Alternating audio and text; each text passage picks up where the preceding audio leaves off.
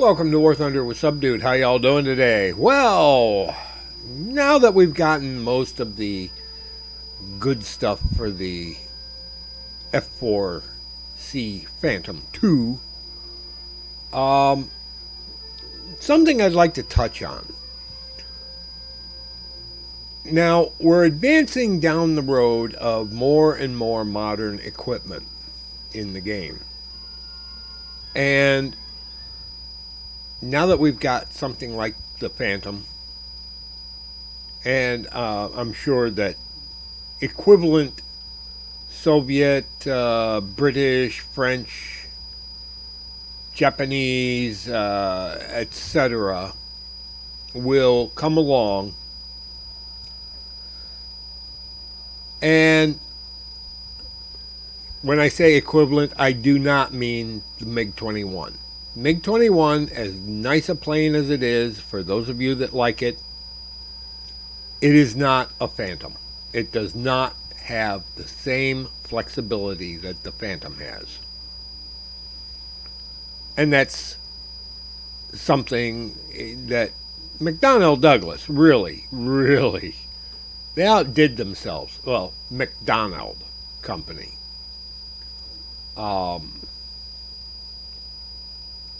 But the one thing we're really lacking, and I understand why we're lacking it at this point, is ASMs, anti-shipping missiles, Harpoon, or whatever equivalent Exocet.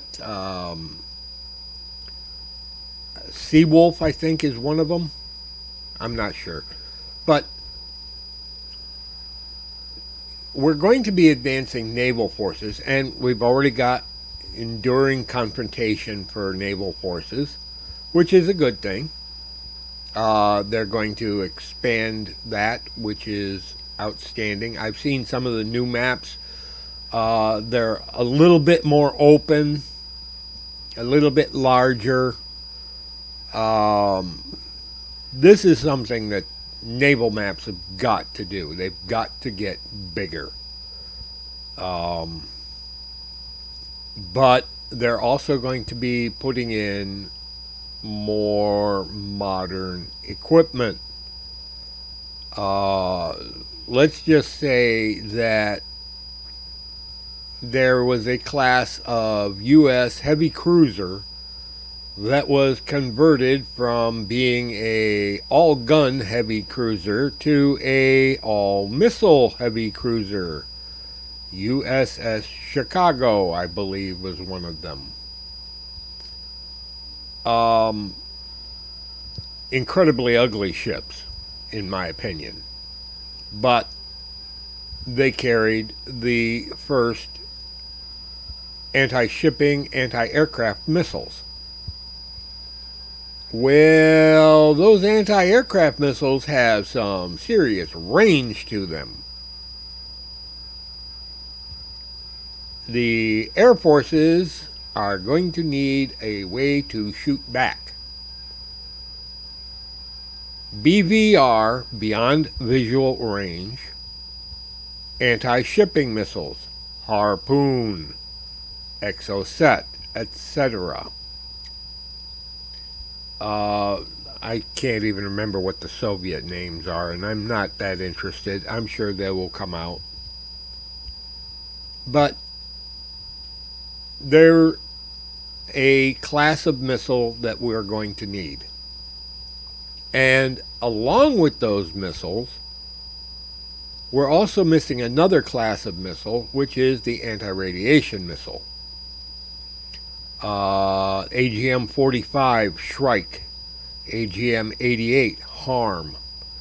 I don't see the 88 coming anytime soon, but the Shrike should be in the works because the Phantom could carry a Shrike. Now, I could be wrong on the flight of the Phantom that could carry it. It may be the D and the E's and later the G's. But we've got the C. And maybe it could carry the Shrike.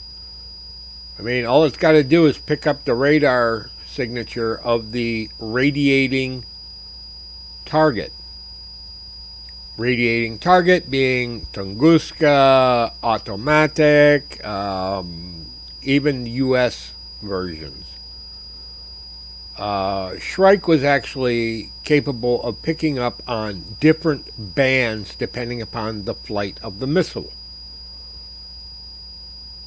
We don't have SA-2s or whatever the Soviet designation for them was in the game, which really would be nice around for airfield defense.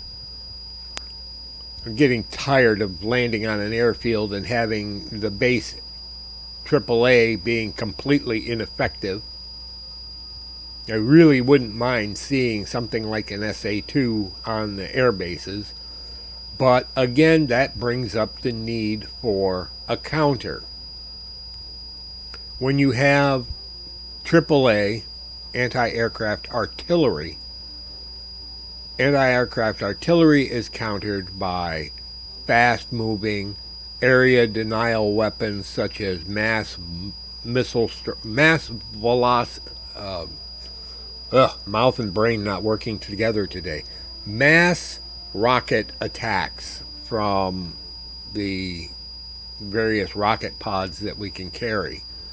Firing the cannons at the various emplacements. But mostly speed. You come in over an airbase doing Mach 1, dropping, well, you can't drop your bombs at Mach 1 for some reason. Won't let you. You have to go subsonic just to drop the bombs.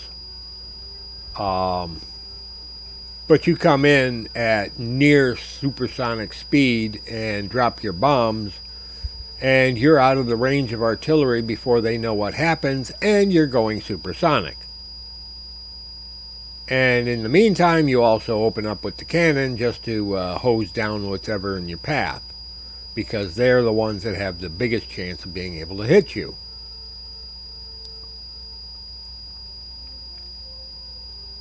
Now, if you get into the SA-2 type of weaponry, then you come up against your high-flying bombers, which are going to be prime targets. Then you start thinking about ESM.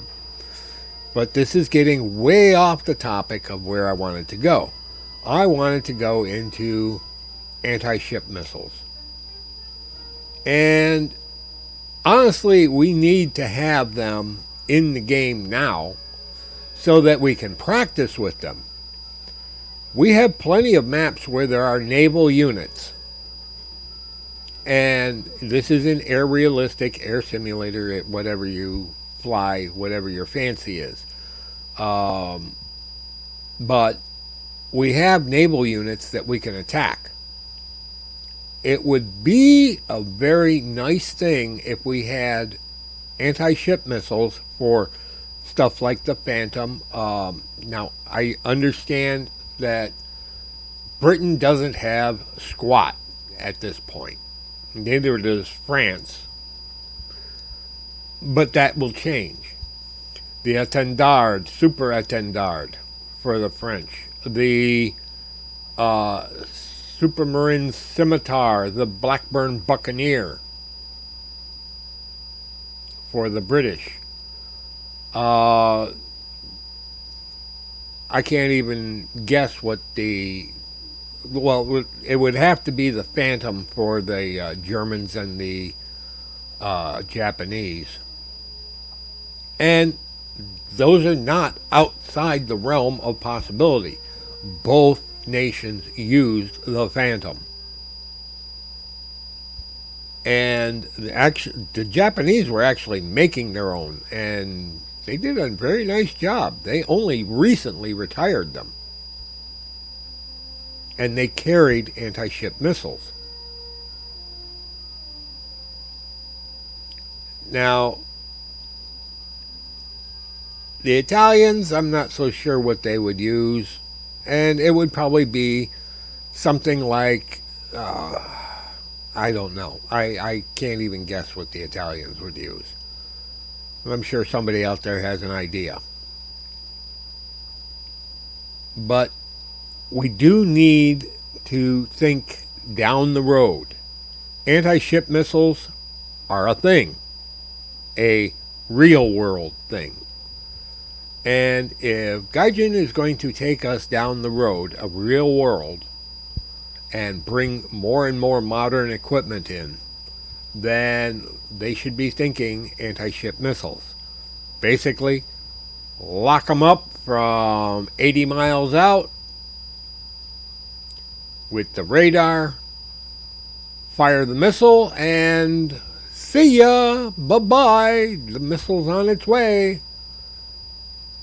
Now you've got sea skimmers, you got high altitude, high velocity attack, you've got all sorts of different types of missiles. I believe the Exocet is a subsonic sea skimmer. Might be supersonic, I'm not sure. I haven't done any research on it because I haven't needed to.